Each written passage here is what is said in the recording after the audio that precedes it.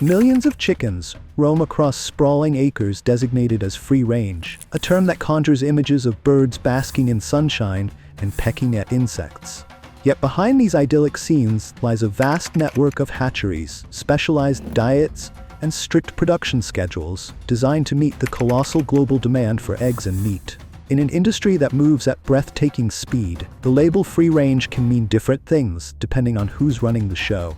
As we step inside the world of free-range chicken farming, we'll uncover the careful orchestration required to raise vast flocks under conditions meant to be more humane, while exploring the controversies and whispers that this label may not always be what it seems. It all begins in highly controlled hatcheries, where rows of incubators hold thousands of eggs at precisely monitored temperatures and humidity levels. These machines hum day and night, providing the warmth that mother hens once offered in simpler times. After around 3 weeks, the eggs begin to crack and tiny chicks emerge, blinking under fluorescent lights rather than the sun. Workers, sometimes aided by mechanical sorters, quickly check these newborns, discarding any that appear weak or malformed. It's a brisk factory-like system, even in free-range operations, where speed is paramount. Critics say that from this very first stage, there's a hint of the paradox. Birds meant to live a free-range life launch their existence in a strictly regulated environment. Although the hatchery insists that these steps ensure healthy chicks, some question whether the standards are consistent with the more natural approach a free-range label often implies. Once the chicks are strong enough, they're transferred to free-range farms. Transport can be hectic, with hundreds or even thousands of tiny birds packed into specially designed crates. Upon arrival, they enter large shelters outfitted with brooders and heat lamps, vital for the early weeks when chicks struggle to regulate their own body temperatures. The farm's design is critical. Wide doors or flaps must let the birds access an outdoor run, and the interior should provide adequate space for rest, feeding, and roaming. Some operations even set up multiple perches to mimic a chicken's natural preference for roosting off the ground. On paper, that's how it's supposed to work. In practice, the extent of outdoor access varies widely. Farmers following high standards might open doors daily, allowing birds to wander onto grassy fields under the open sky. Others might provide a small patch of concrete or dirt, just enough to legally qualify as outdoor access. These discrepancies have ignited a debate over whether corporations stretch the definition of free range to reap higher profits while giving the birds minimal open-air time. Feeding is another tightly managed aspect of free-range chicken farming. A balanced diet typically includes grain, soy, and added vitamins to keep flocks robust. The term free range suggests chickens can forage for natural food sources like insects and seeds. But in reality, most flocks also rely on prepared feed formulas to ensure steady growth and consistent egg production. Rumors swirl about the common use of preventive antibiotics, though many free-range certifications restrict or limit such practices. Farm representatives claim that occasional antibiotic treatments are necessary to control outbreaks that could devastate entire flocks. Critics counter that prophylactic use is at odds with the image of a natural, free-living bird. Even feed composition sparks debate. Some brand themselves as organic or non-GMO, commanding premium prices in the market.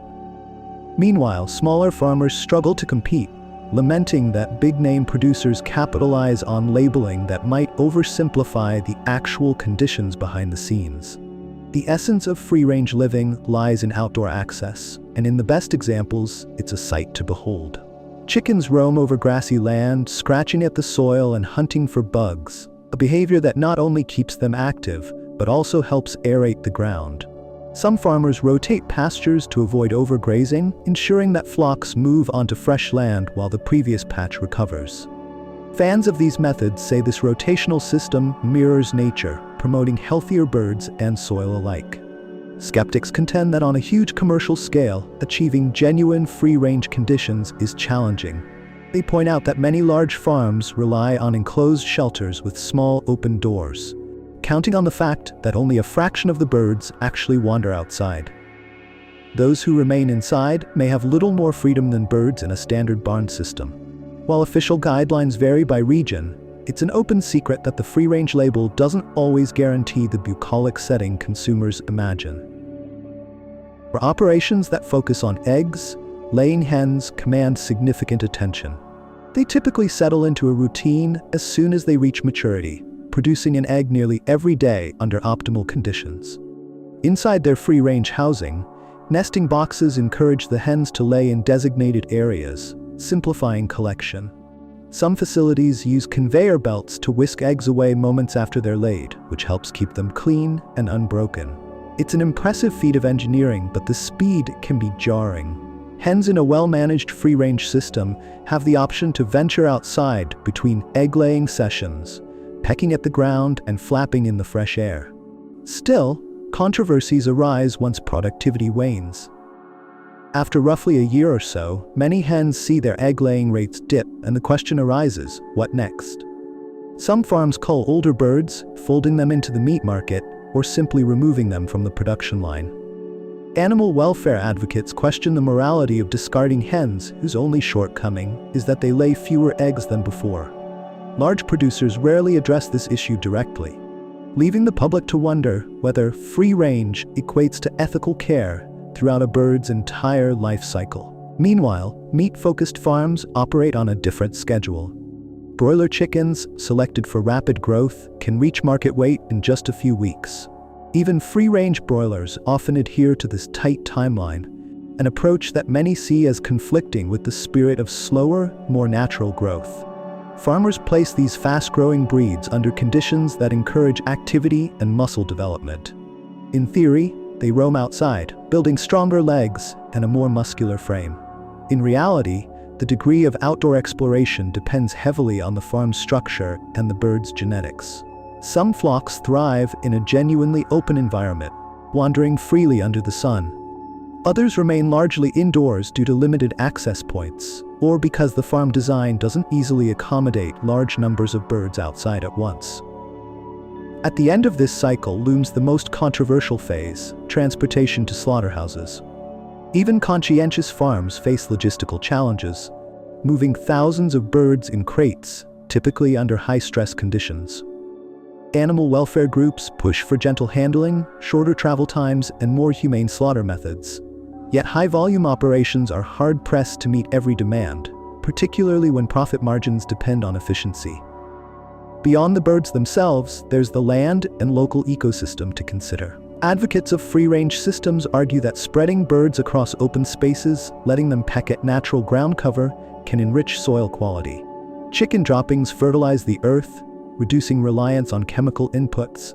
However, too many birds on too little land can lead to overgrazing, soil degradation, and runoff issues.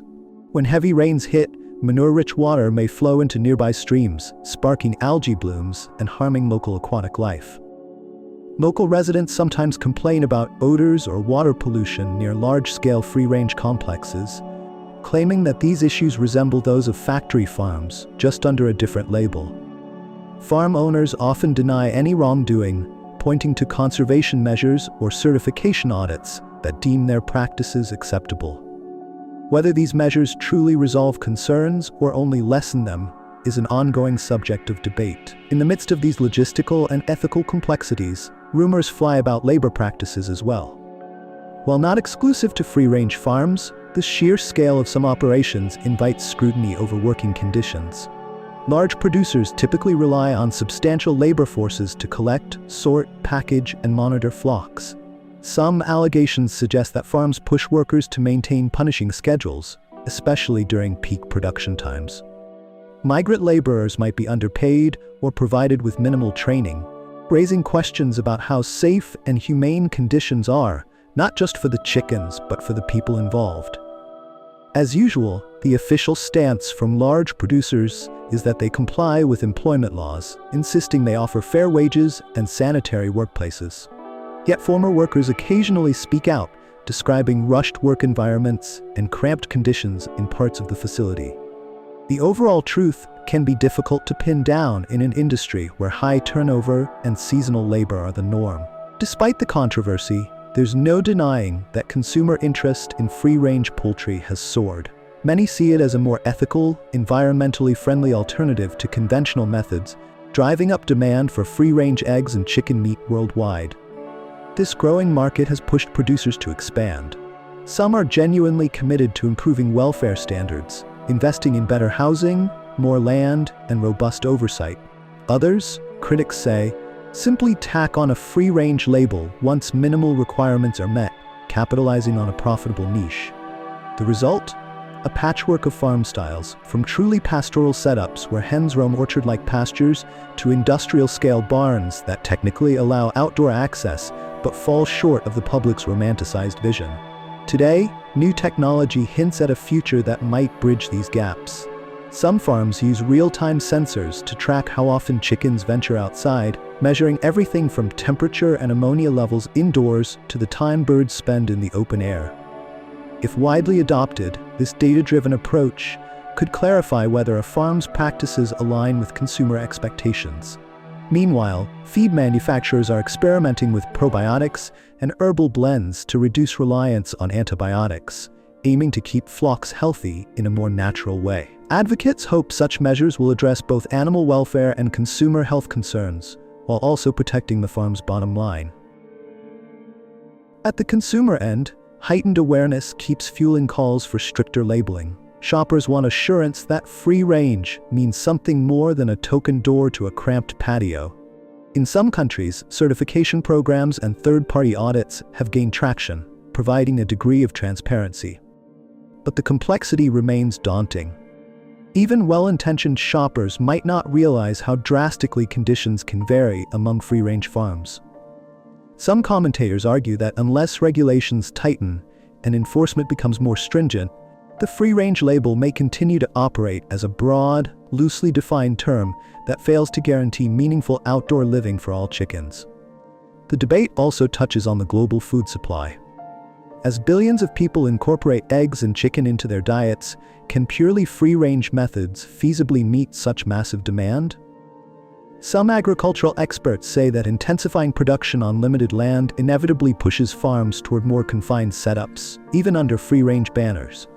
Others champion regenerative practices that combine technology, animal welfare, and land stewardship, insisting it can scale up without morphing into a disguised factory system.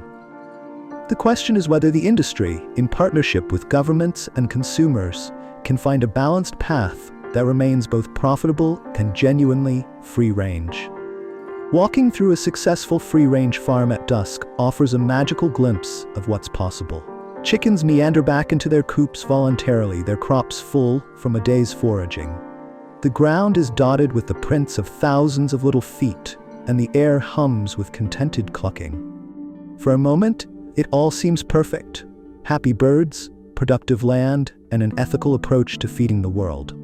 Yet it's crucial to remember that not all farms replicate this serenity.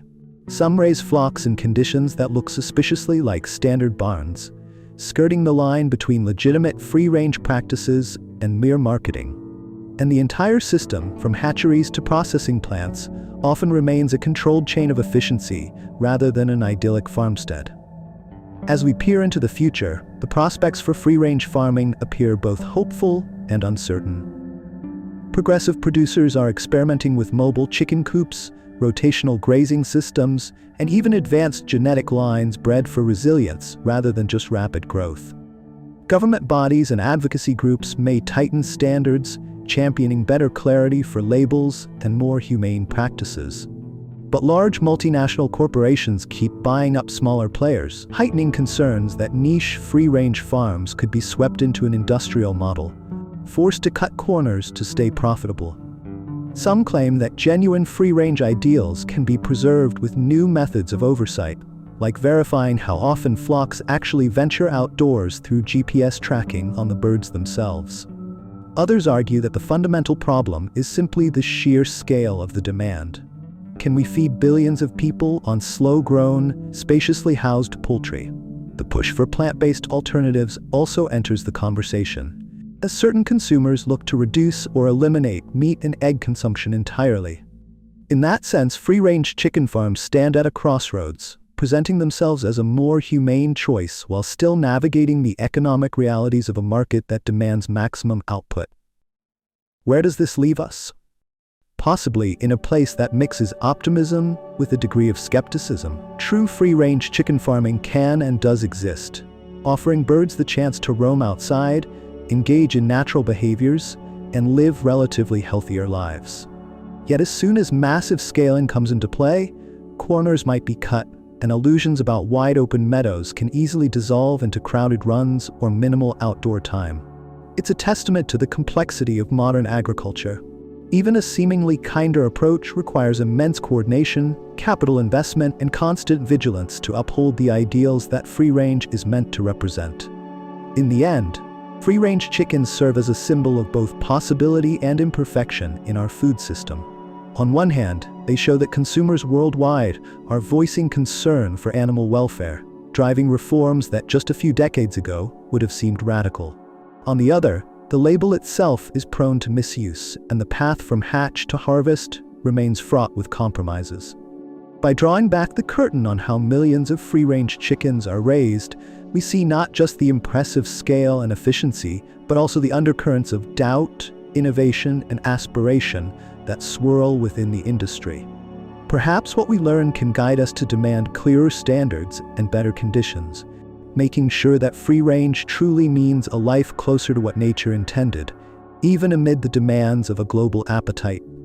For anyone who cares about what lands on their plate, the story of free-range chicken farming is a reminder that our choices at the grocery store or the dinner table carry weight. As more people question how their food is produced, the industry may pivot toward more transparent, truly sustainable practices. Or it may continue on its current path, embracing half measures that satisfy certifications without fully embodying the free-range spirit. Where we go next depends on a tug-of-war between consumer pressure, regulatory muscle, and corporate ambitions. Either way, the sheer number of free-range chickens moving through this system testifies to a global push for change in how we treat animals raised for our nourishment. Whether that push ultimately transforms the poultry landscape for the better remains an open question, one that each new generation of farmers, entrepreneurs, and consumers will help decide.